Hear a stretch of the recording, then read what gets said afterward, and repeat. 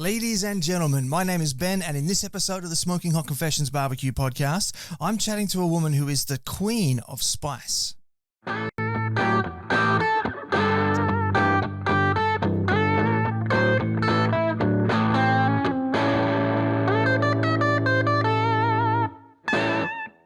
Hey family, I hope you're well wherever you are and you got that thin blue smoke rolling. In today's episode of the show, we're jumping all the way over to Kansas City and we're talking to Amy Jungk from Old World Spices.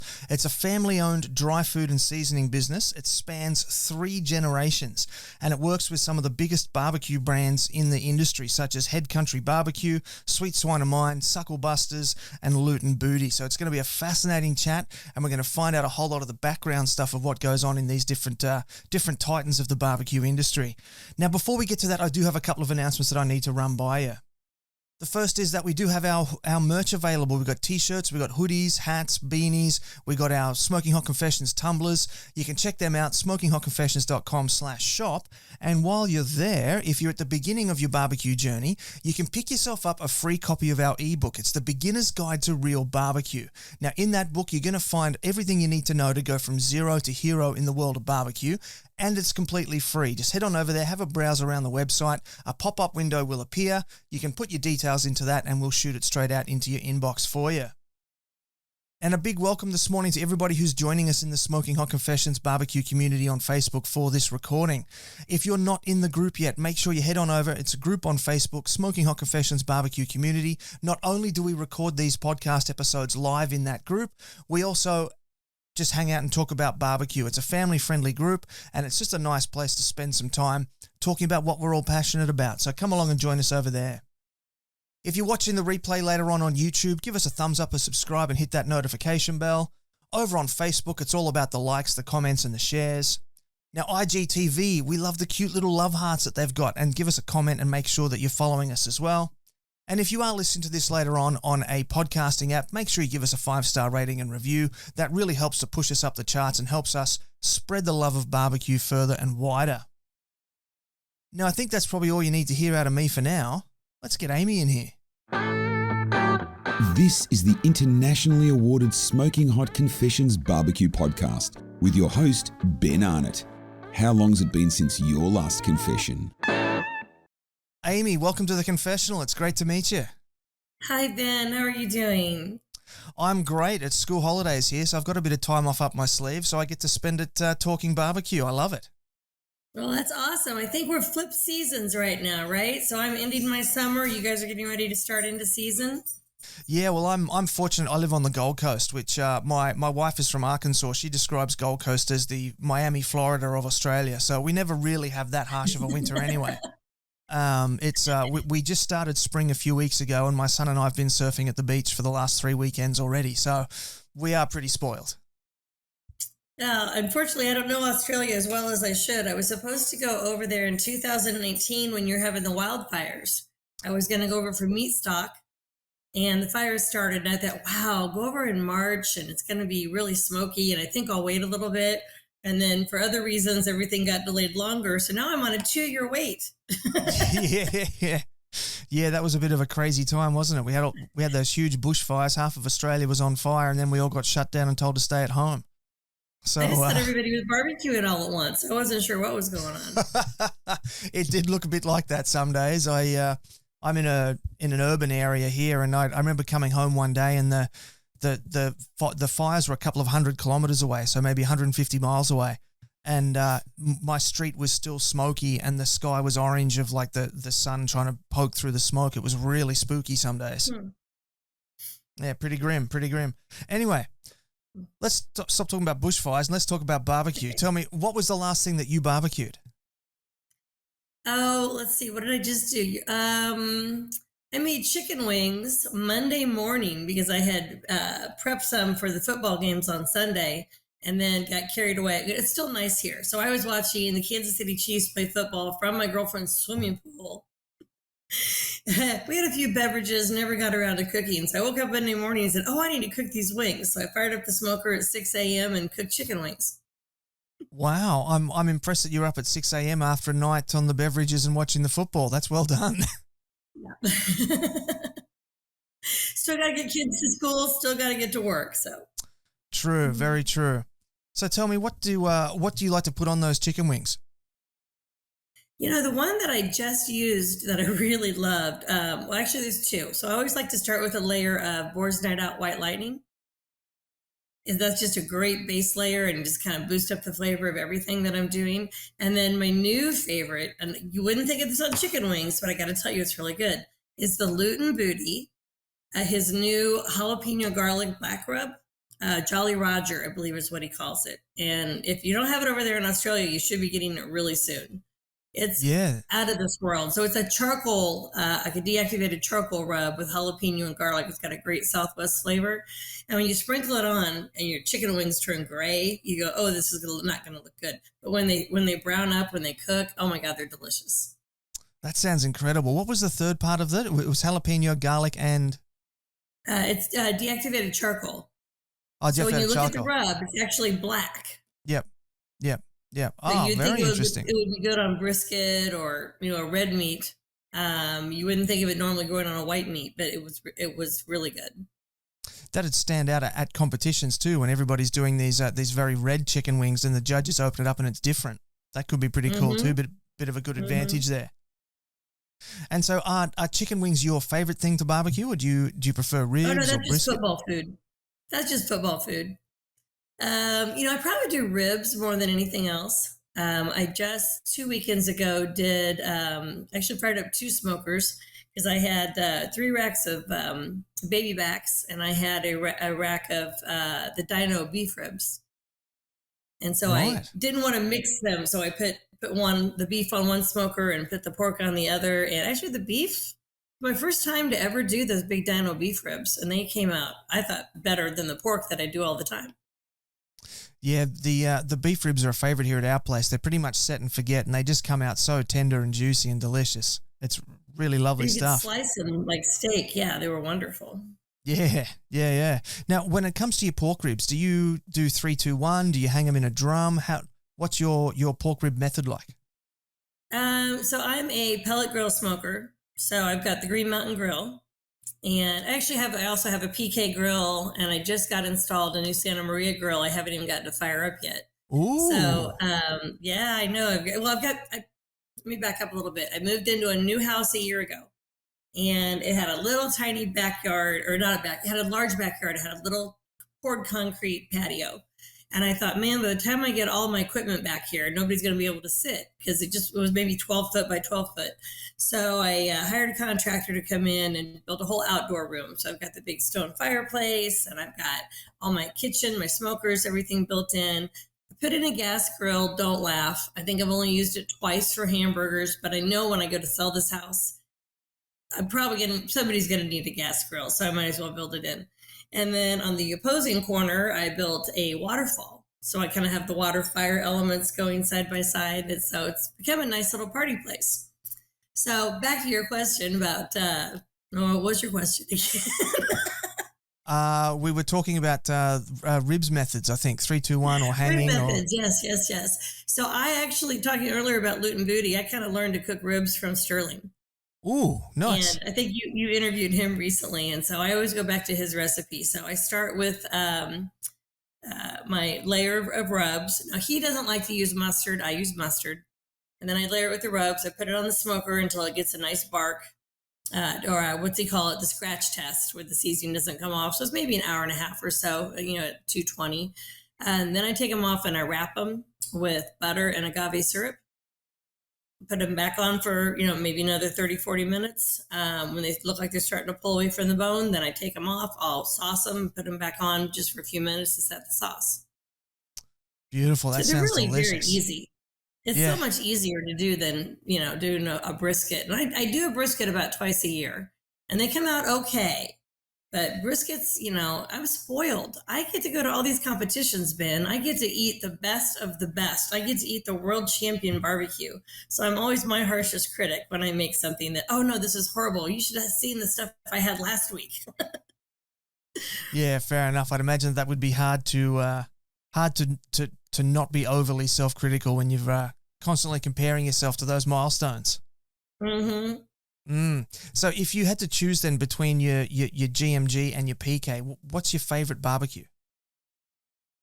Or is it neither? Is there another one? No, I like my GMG because I can set it and forget it.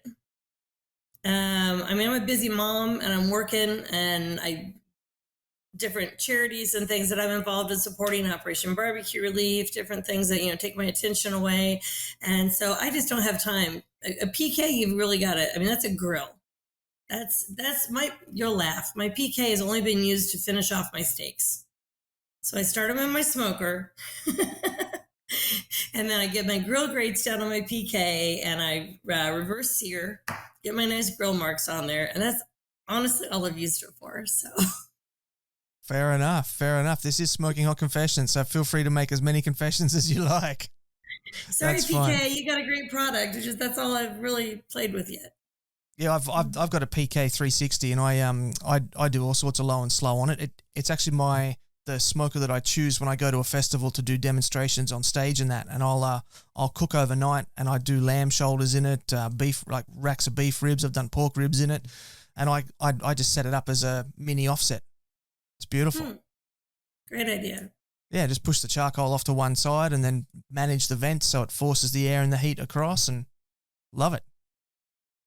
Yeah, I've had my GMGs longer, so I just think I'm more comfortable. I've been cooking on GMGs for about 5 years, so I'm just really comfortable cooking on that. The PK I just got probably 6 months ago, so I'm still learning. Fair enough. Yeah. All good. Now tell me, how did you get into barbecue? Was it a scene that you were sort of born into? Like, were your parents into it, or was it something that you came to later in life? I am third generation in the spice business. So my grandfather's family actually owned a pork processing facility in Dubuque, Iowa, called Dubuque Pack. So they slaughtered the hogs, processed the meat, and that's how my grandfather grew up. He left that business and went into selling spices to the pork industry, to pork producers, sausage manufacturers. When my father graduated from college, he tried a couple of things, wasn't sure really where he wanted to go, told my grandfather he needed a job till he figured out what he wanted to do with his life. And so my grandfather gave him a sales territory. And at that time, my dad met two brothers who started this little pizza concept here out of Wichita, Kansas, that's called Pizza Hut. And at the time, they had 3 restaurants, and my dad blended all their spices in the basement of our house. Wow. So I grew up with the smell of spices everywhere, and you couldn't get in our car. You couldn't walk in the laundry room. You couldn't go anywhere that everything didn't smell like spices. So, so I really grew up in the business. The barbecue areas took off for us. I got to think back, probably about 2000 is when it really started growing. So my father grew up, we were here in Kansas City. So, we are the home of the best barbecue, right? Of course. So this side of the pond, anyway. So I grew up with, it's now called Joe's Kansas City. It was called Oklahoma Joe's at the time.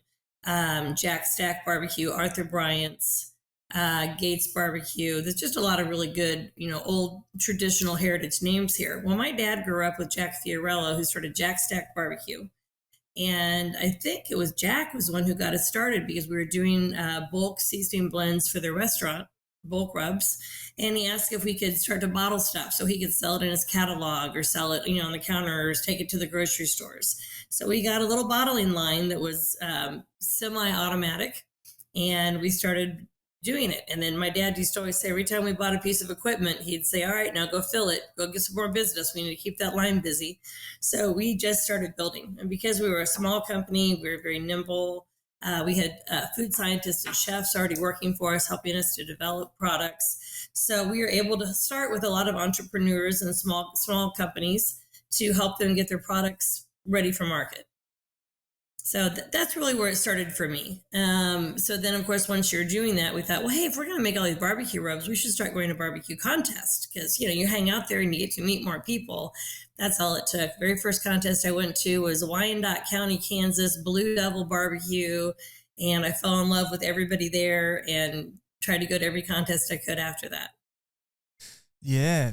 I'm going to ask you some questions about the American Royal and the Jack in just a minute, but I'm curious to know. You just mentioned that your father kind of went out and then came back to the business, and a lot of times, people sort of grow up watching their parents work and work and work in one thing, and then they say, "Oh, I'm never going to do that." So I'm curious to know what sort of drew you to stay in that family business. Was it the heritage of the business by that stage, like being the third generation? That's quite a mantle to wear, you know. My college degree was actually in special education. So I taught children with learning disabilities and behavioral disorders in high school. And I did that for 2 years. And then I started helping my father out over a summer. So to back up a little bit, when my father started this first business, my grandfather then joined him in that. And they actually sold. Farmland came in and bought them out in the mid-'70s. And Dad went to work for Farmland for a little while. It's really kind of a fun entrepreneurial story. I heard one time that entrepreneurs are successful in 2 out of 7 businesses that they start. And that is my father to a T. He was very successful with his first one. He failed on the next 5, and then he was successful on his last one when he came back to spices again. So it was 1988 when he got started again. So he had a 14-year gap that he had gotten out of spices. So I came on with him in 1990. He had himself and one salesman in a little 4,000 square foot warehouse, and he was basically a broker and distributor. And now it's been, I'm going to really date myself. So now I've been with him 31 years, and we went from covering 6 states and a little 4,000 square foot warehouse to shipping internationally. We have an 80,000 square foot production facility. We use outside warehousing, and we run 24-hour production 5 days a week. So wow, that's incredible, nice. Isn't it? That's huge. Yeah. Mm-hmm. So you mentioned before that you're in Kansas City, Oklahoma Joe's, and all that sort of stuff. What's your favorite barbecue joint to go to in Kansas City? Who do you reckon's got the best? You can't do that to me. You can't do that to me. That's like picking your favorite child. I mean, I work with them all. I love them all. I probably have certain things I crave from different places. So if you want to have the best barbecue sandwich, it is probably the Z-Man or the chicken Z-Man at Oklahoma Joe's. So the Z-Man is brisket with onion rings and provolone cheese melted on top, and then that great Smoky Joe's sauce on a bun. Very simple, but oh my gosh, it's famous in Kansas City for the Z-Man sandwich. Or you get a chicken Z, which is a pulled chicken with the onion ring and the provolone, and supposedly cut some calories out because, we barbecue people have to watch that. So we do, yes. Plowboys has the best barbecue nachos. So Todd Johns does a phenomenal job with those. Burn ends, I probably go to Jack Stack. Burn ends. Yeah, that's a hard one. Slaps too. Slaps has really, really good burn ends. So maybe it's what part of town I'm in when I get hungry and then I know where to go. I'm not sure. Fair enough. Yeah, I was in Kansas City for the MBBQA conference in 2019, and they put us on a bus and they took us to Slaps, Oklahoma Joe's, and Plowboys, and all those different things that you just mentioned, except for the burnt ends. I can eat burnt ends, but I'm actually allergic to cheese, so I couldn't try the Z-Man sandwich. I couldn't try the nachos. I had to just sit and watch everybody else eat them. Well, I'm sure everyone else on the bus probably appreciated that you did not eat the cheese. So yeah. Now you've just come back from the American Royal. When we were emailing the last couple of weeks, you were either getting ready to go or you were at the Royal. Tell us what that was like in this year when it was able to run again. It was so phenomenal. Just not seeing our family for 2 years, getting everybody back here in town, because the American Royal is the world's largest barbecue competition. And on a typical year, they have between 550 and 600 teams, and I believe 17 different countries represented. This year, it was a little smaller. We had about 475 teams, if you consider that small. And I believe there were only 2 international countries that were represented just because of travel restrictions right now. But it was wonderful. We had the biggest contingency from Texas that I've ever seen. Interesting. Texas always kind of does their own thing. They stay a little separated on their barbecue. Not a lot of those teams want to travel and do the KCBS sanction contest, Kansas City Barbecue Society, versus, I always forget what it is in Texas. IBCA, I think, or IBCA. ICBA. Yeah. Yes. So a lot of times they kind of stay in their own little bubble and compete, but we had a bunch of them up this year. So it was really fun at awards because they all sat together, and every time a Texas name would get called, the whole crowd would just go wild and jumping up and down, and they were having such a good time. So our weather was beautiful. It was, it didn't rain on us, which was, always a plus. The food was phenomenal. The people were happy to be back. We were really worried if we would have mask mandates or not, if people would be able to freely come in and walk around. But because it was outdoors, and they hold it in the, there's a NASCAR track, the Kansas Speedway, and they actually hold it now in the infield of the track. So it's Right. a very wide space and lots of room for everybody to spread out, and they handled the crowds beautifully. Yeah, sounds like a great party when everyone was able to get back together again. And I'd say that's probably why the Texans were so keen to come up, was because everyone's been at home for so long, not going to competitions. That when the opportunity came up, they all jumped on it. That or somebody in Kansas City talked smack on them, and they had to come up and prove, that they could do it. And they did. They did really well. They did, for sure, yeah. Now tell me, what do you do at these types of events? Do you cook on a team, or do you host like a sponsor pavilion? What does Old World Spices do at these events? So I have so many pitmasters around the country that I work with. And at the American Royal, I had, oh gosh, what did I have this year? 26 teams that I package rubs for that come. Wow. So we also have a program within our company that we call our championship program. So we take the best of the best, these guys that are winning the competitions, that have phenomenal products, that we not only will manufacture for them, but we will distribute. We have a sales team that's out. We have a broker network across the country. And what we've really tried to do is avoid grocery stores. We go where we think the barbecue enthusiasts are shopping, which is hardware, outdoor living, and sporting goods stores. Anybody selling the high-end grills and smokers. If you're serious about barbecue, you're not going to walk into a Walmart and buy McCormick Grill Mates for $2 a bottle and put that on your $70 brisket. You're just not going to do it. So we want to go where there's, where people are a little more serious, a little more educated, and it's worked really, really well for us. So what I try to help these guys do in a typical barbecue champion pitmaster, most of these guys don't do it full time. This is their hobby. I have bankers, I have realtors, I have over-the-road truck drivers, I even have a dynamite engineer that I work with. So they don't really know how to promote themselves, how to design labels and products. So that's really my job. I have a team behind me, but I'm kind of the front person that goes out and works with these guys, helps them make sure that the product they're coming up with is good. That it's something that the market wants. Sometimes you have a really wild idea, like I want to do the hottest barbecue rub ever, and I have to say, well, you'll sell 5 bottles. Yeah, because not everybody wants to burn their throat off. That's a different market than where we're selling. Or they'll say, I want to be in Walmart. It's like, okay, you will make next to nothing on every bottle, and you'll maybe be on the shelf for 18 months. So, I kind of business counsel. I help art direct a little bit on their label. I don't do any label design, but I will look at what they're designing, give them some tips. We've done consumer studies, so we know what's making a consumer identify with one product versus another. And then we've got a sales team out there that is selling to the Bass Pros and Cabela's and Lowe's Hardware and Ace Hardwares. And so they get the product out. Now, once it's out there, again, we've got you on the shelf. Now we got to get people to pick it up. So then I come back in with social media and marketing. So you'll see my barbecue spot logo on my shirt. Instead of being Amy from Old World Spices, I'm Amy from the barbecue spot. And I go out and have a partner that comes with me and just records on his cell phone. And we do interviews and we do little social media, more of an influencer style. So it's, I go from business Amy to, hi, I'm Amy at the barbecue spot. And I go, look where I am today. And oh my gosh, look who I just ran into. And I start interviewing people, let them talk about their products, and just kind of help them build a following, get people curious, help them know what stores where they can go find their products.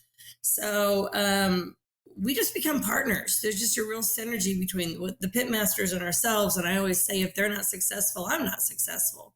So we're helping them with all the little details, and all they need to do is shine. They need to be out there cooking, doing what they love, and letting me handle everything behind the scenes. Excellent. Sounds very interesting indeed. Sounds like you're almost too busy to enjoy the festival, though. Oh, I always find time to enjoy it. I say cameras off at 8 o'clock. Fair enough. That's a good rule. And you got the Jack coming up in just a few weeks. Yes, I leave a week from Thursday. So it's next week. Yes, I leave for the Jack, and very, very excited because, again, it's been 2 years since some of these same teams that were at the Royal will be at the Jack, and there's some that I only see at the Jack. So it's a smaller contest. I don't know exactly what their numbers are, but I'm going to guess about 120 teams maybe that come in for that. I don't think they're doing Shade Tree this year, which was kind of their amateur startup team. So I think they have scaled it back a little bit to give everybody more space. Here's what I always love about going to the Jack Daniels. In Lynchburg, Tennessee, which is the home of Jack Daniels. I'm assuming you're familiar with Jack Daniels whiskey in Australia. Oh, yes. Yes, okay. Very.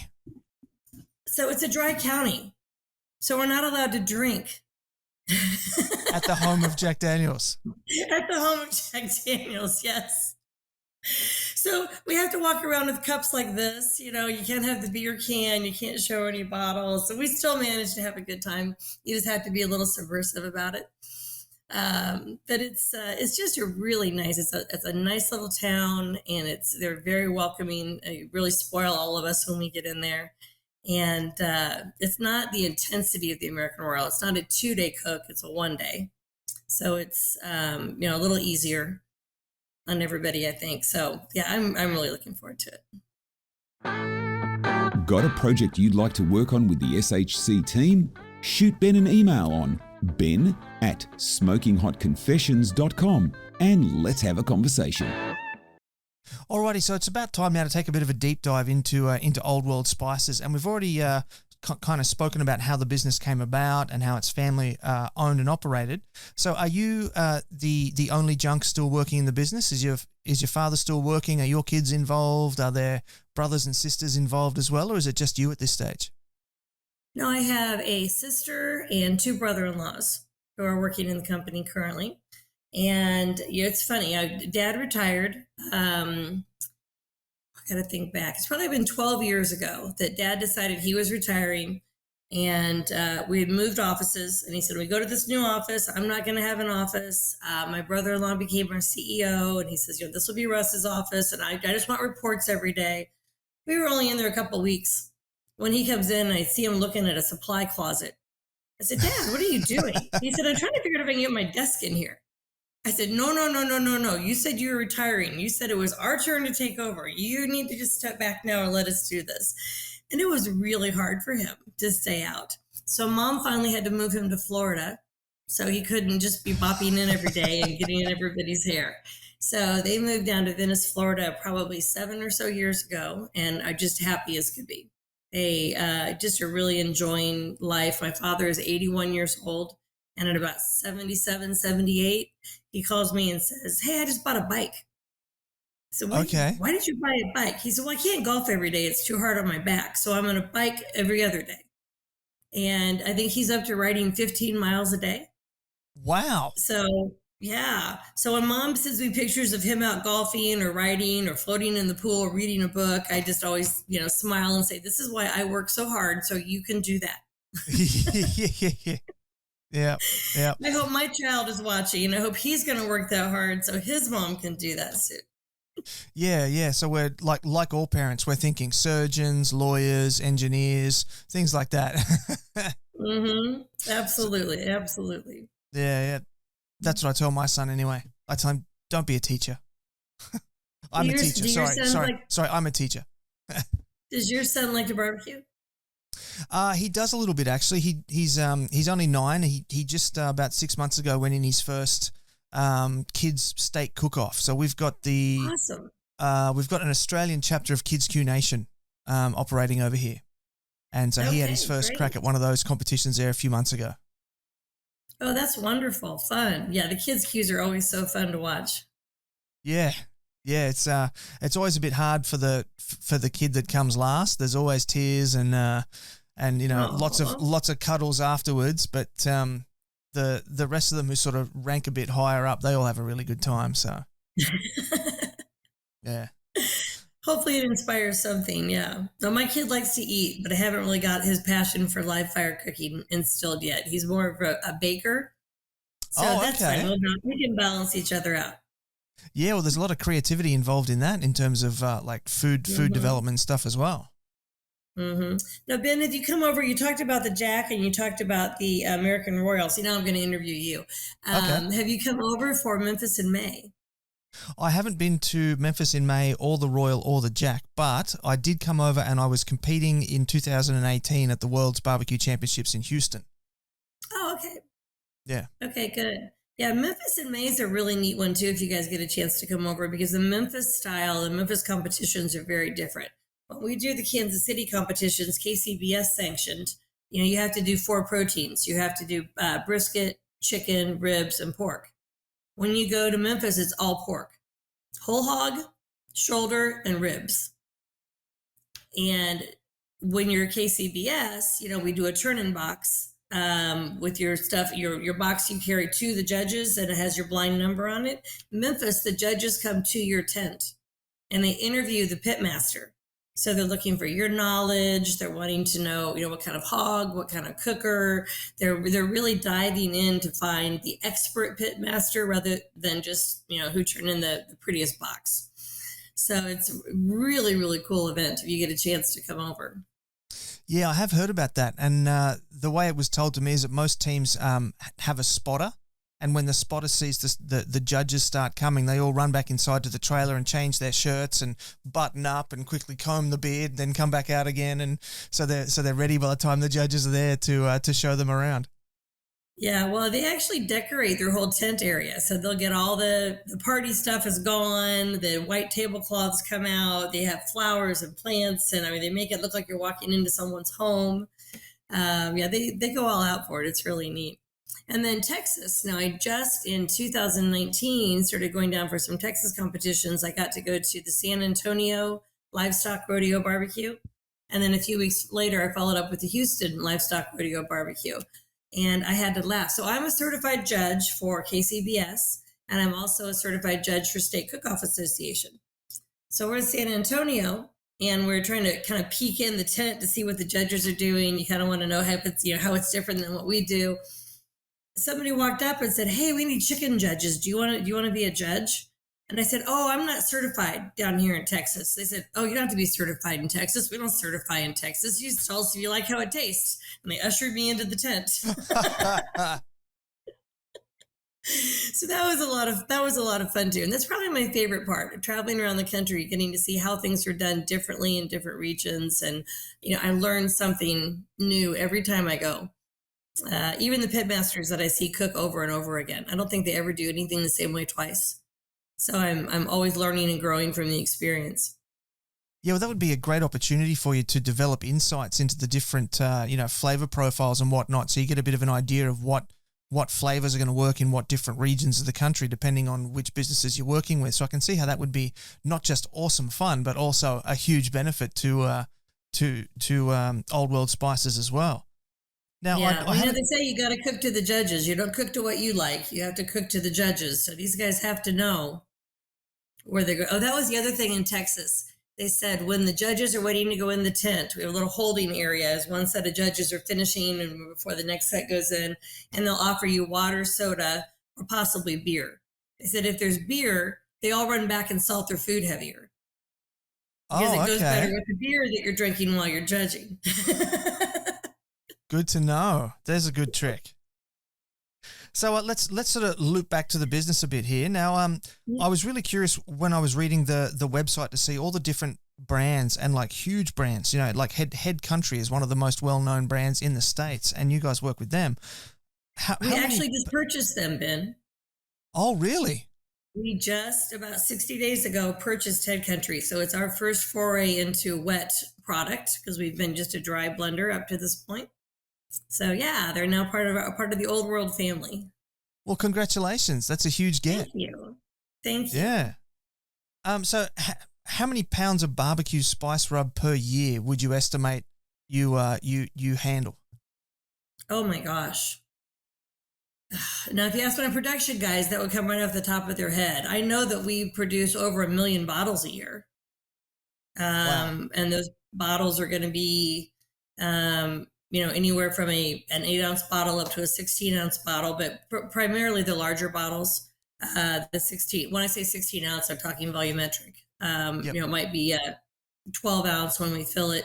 But then of the bulk stuff, I wish I could quote you that number, but it's millions It'd of be pounds. gastronomical. Yeah. It'd be huge, huge. So tell me, what are some of the things that most new brands struggle with when they're developing I think their? it started off with trying to figure out what their identity is. I always tell them, you've got to figure out who you are and you've got to stay true to that.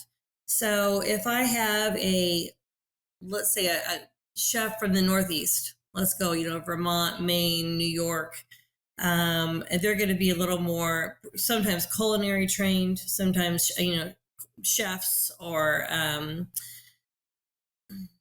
French influenced or Italian influenced, or, I say, stay with that. Stay with that. Don't go try to be Southwest ghost pepper because it doesn't fit your image. So when you're developing a brand, it's not just what color is my label going to be. It's what's my story? What's my identity? How do I stand out as different than everybody else? Once you do that, then it's fairly easy to try to get those flavor profiles then that are still unique to you, but that will resonate well with the consumer. Right, and so that's you sort of coach them through all that process then. Yes, get them to kind of think about who they are, what they want to stand for. And then, we went through a phase, 20 years ago where everybody wanted these, I'm going to say kind of crass names and labels. And that was great then. Those worked well back then. But barbecue's gotten a lot more sophisticated with all of the cooking shows on TV and the celebrity chefs and the food networks. It's just, you can still have fun with it. But I tell them, if you've got the pig with the big bosom driving a tractor, that's probably not going to resonate very well today. That might sell in your little a barbecue specialty store where people are going to come in and laugh at it, but it's probably not going to go in your hardware, your Bass Pro, your Cabela's. Matter of fact, we had Lowe's. Are you familiar with Lowe's? It's one of our big box hardware chains over here. They wouldn't let us put a product in that was called Pig's Ass. It was a Memphis style rub, and it was called Pig's Ass, and it was too crass. So they made us rename it Booty Rub. Okay. Interesting. Booty is more socially appropriate than saying ass now. I guess in that store it was. The other thing I tell people to watch on their names is, can you trademark it? Because if you can't protect your name, there's no sense in putting it out there and putting all the money behind it. So if it's, a take off another brand name, maybe it's not Jack Daniels, maybe you make it Jack Danny or something. Well, you probably can't trademark that. You're going to be too close. So really give some thought into the name, not just is it cute, but can I protect this? Because I don't want to find out 5 years from now somebody's going to come sue me. We had something we were putting out that was just going to be called, I can't remember how it started off, but it was something butt rub. And we had Bad Byron's Butt Rub send us a cease and desist letter and said, he's protected not just Bad Byron's butt rub, he's protected butt rub. So no one can use that on their products. So, that's expensive when you have to then go pull product and run new labels and get new, advertising and everything together. So pay a little money to a good copyright attorney or trademark attorney. Make sure you can protect your name before you go to market. Yeah, very interesting there. Just before we move on, I want to have a quick chat about the social initiatives. I was looking on the website. I find it really interesting these days about the community awareness and the give back to the community that a lot of big businesses are doing these days. Can you give us a bit of a run through of the social initiatives that Old World Spices are engaged in? Mm-hmm. Being a food company, we've always focused on food charities. Being that we have a family full of teachers, my mother was a teacher, Myself, there's 4 girls in my family. 3 of us were teachers. We kind of take the mantra that the only way to end the cycle of poverty is to feed the mind and feed the body. So we try to go for charities that are doing that, that are not only supplying food and filling our bellies, but educating us about our food, educating us about nutrition. And I don't know, that just seems to, it makes everybody in our company feel like we have a cohesive message. I'm sorry, my dog is making a little noise here. Let me see if I can get someone to come take care of him really quick. I'm so sorry. That's okay. He's going to start whining and barking at me. So I text the 15-year-old and say, come get the dog. So yes, we're going to go out in just a second. Yes. Sorry. We, in 2014, got involved with Operation Barbecue Relief. Now, they had just started, are you familiar with Operation Barbecue Relief? Yes. Okay, so they are responding whenever there is a natural disaster, hurricanes, floods, tornadoes, earthquakes, wildfires. I don't know if they came to Australia and did anything when you guys were having issues, but it's a little harder to probably go across the pond to bring all of your stuff over. But they started in 2011 when the Joplin tornadoes came through and wiped out the city of Joplin, Missouri. And it really was just some competition pitmaster buddies who decided that they needed to help. It's like, this whole town got wiped out. There's no grocery stores. There's no power. There's no way for them to get food, cook food, have safe food. So they loaded up their smokers, drove down to a Sam's Club parking lot, set everything up. And I think as they started posting on social media and more people heard, more pitmasters just started showing up. And they suddenly had an 11-day tailgate in the parking lot, feeding anybody who needed food.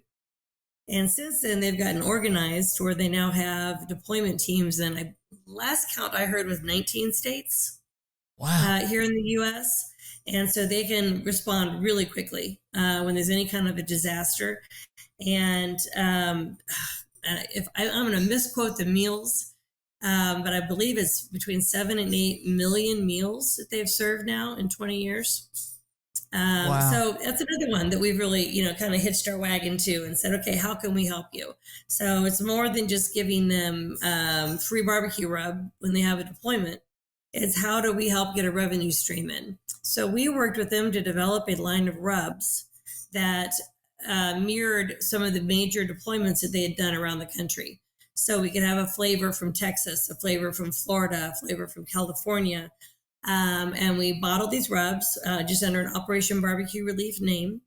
And we started taking them out to our retailers. Well, Lowe's picked up on it and loved it. And they agreed to bring them in their store. They made a kiosk that features Operation Barbecue Relief, has pictures, tells their story. Wow. And then they donate $1 for every bottle sold. They donate $1 back to Operation Barbecue Relief. So we're starting to get more big retailers now that are getting aware of them, that are bringing in their products. I can't say names yet till they actually sign deals with them. But our hope was that through having their own signature product line, they could have a revenue stream coming in all the time to help them with future deployments instead of having to, go out and beg for checks every time something happened. That's incredible. That's such amazing work. And I love that you've been able to tie all that together in that sort of way. All right. So now what would a typical process look like for someone wanting to start their own spice rub? Say, that there's a pitmaster watching this or listening to this and says, you know what, I want to start my own spice line as spice rub brand. What would the standard work process look like there? Well, first of all, I think I'd probably want to ask them, are you making your own recipe from scratch, or are you using someone else's products and tweaking it?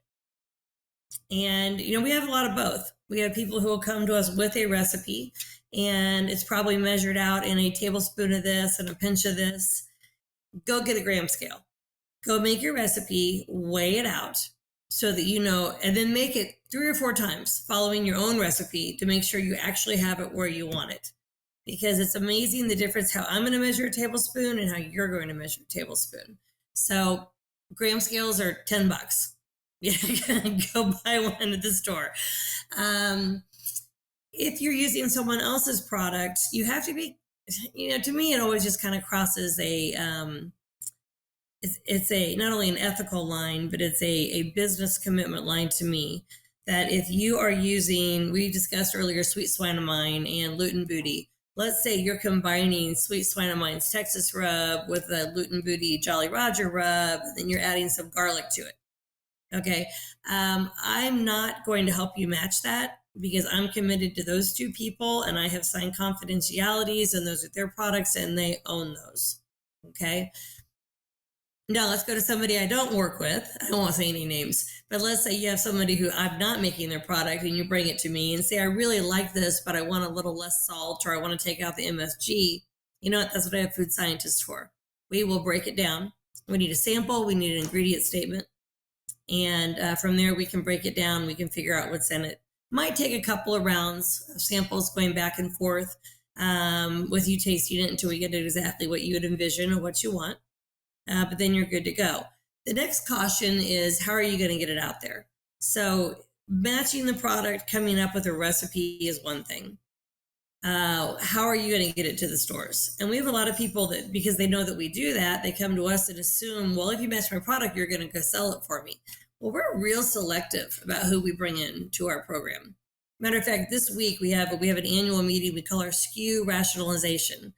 SKU meaning the SKU stands for, I don't know, like the SKU number, the barcode that's on each product. And we sit and look at the end of each season for us at what's moving, what's not moving.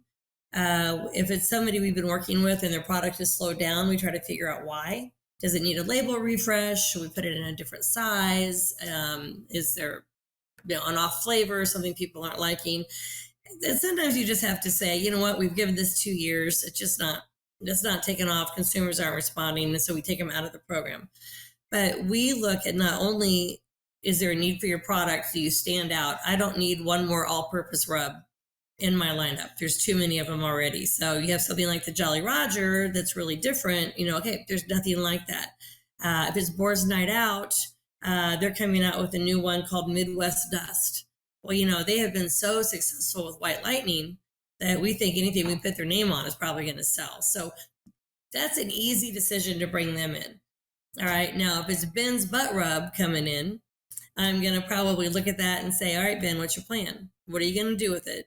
Well, you're going to sell it for me, Amy. Well, Ben, tell me what your story is. Why is that going to be successful? Do you have world championships? Are you a veteran? Are you, what can I tell? What can I go out there to push retailers on, number one? And what can I tell consumers that's going to make them pick you up over the person sitting next to you? So it's a lot more than just having a good recipe if you really want a marketable product. Yeah, some very interesting insights there, and it's interesting to know that the story is equally as important as the product itself. Social media today is everything, Ben, and you've got it. That's how you touch people. I mean, it's grassroots. It's the cheapest, most efficient way to get people to know about your product is to go on social media. But if you don't have an interesting story, if you're just going to go out and put pictures of your bottle on Instagram, nobody's going to really care. You can have some pretty meat shots and your church group and your mom and your neighbors are going to go, wow, Ben, that's a really good looking rack of ribs. When can I come over? If you could go out and tell a story about why this made your ribs better than the next guy's, okay, it's more of that influencer. It's, and getting other people to talk about your product. That's why I go out a lot of times as Amy from Barbecue Spot, because when I talk about somebody's product that's not under my name, it's going to get a lot more attention. You're listening to the internationally awarded Smoking Hot Confessions podcast with massive barbecue nerd Ben Arnott. Okie dokie, now we're into the third segment of the show here, and this is the part of the show where our guest gets to give a lesson to the audience. And so I'm going to sort of sit back and just sort of throw the studio open to you, and you can impart some words of wisdom on us. Oh my gosh, haven't I been doing that all along? That's a good point. I did word that poorly, didn't I? The barbecue, you've got to do it because you love it, not because you're going to get rich at it. I think people who go to competitions, and when you look at the number of teams who go to competitions, There's so many variables that are going to affect you. The table of judges that you get, who your product gets turned in next to. And that sounds funny, but everybody always says there's a certain point leader here in the States, Joe Pierce from Slaps. Everybody says, oh, if you see Joe turning his box in, you hold back. Nobody wants to turn their box in right after Joe because you don't want the judge trying his and then trying yours. So you're not doing it because you're going to get rich and win a $10,000 check, for a GC. You're doing it because it's your passion, because it's your family. It's because there's no other way you want to spend a weekend than cooking meat in a parking lot. Right? So think of it as a fairly expensive hobby that is a little safer than probably, other hobbies maybe that you could pick up. If you want to go retail with your product, again, just know you've got to know that you are set out from the crowd. You've got to find good partners to work with, whether that's a good co-packer that you really trust. I'm so sorry. See, my dog is agreeing with me. I don't know if you can hear her over here. Yeah. Sorry, now I kind of lost my train. I apologize, Ben. This is the fun of working from home, right? When you have all the interruptions. Okay, sending another SOS to my son to come get her and put her up. So it's the fun, it's the passion. Of course, it's good eating. Please take care of your health. It breaks my heart sometimes when I see some of these pitmasters who are so good at their craft and such wonderful people, but we tend to overindulge in our passions. So, whether that's just trying to keep moderation or if that is getting some exercise while you're out. I know a lot of these competitions, they start off with a prayer group on Sunday mornings or something. Maybe we should start an exercise group. Maybe we should go run around the event a couple of times. Not a bad idea. And then come back. But, anymore, our health becomes a last focus. And I think we all enjoy all of our passions more if we can try to keep ourselves healthy at the same time. Yeah. And then don't quit your day job until you've got something, work it as a hobby, even introducing a product out there in the market, have some fun with it. I have had teams tell me that they launched a barbecue rub or a sauce and started a business because then they could write off the cost of their competitions on their taxes. Hey, whatever gets you out there, whatever helps you. But don't quit your day job until you are deeply into it, have a good financial plan, and probably a very understanding spouse. That is definitely important. Yeah, you need someone who's not going to be too upset when there's yet another barbecue appearing in the backyard. Mm-hmm. But I know so many wonderful couples that barbecue together, and it just seems to really enhance. If you can cook over an open pit together, you got a pretty solid relationship, right? Definitely. I've yet to hear a bickering couple over a smoker at a barbecue contest.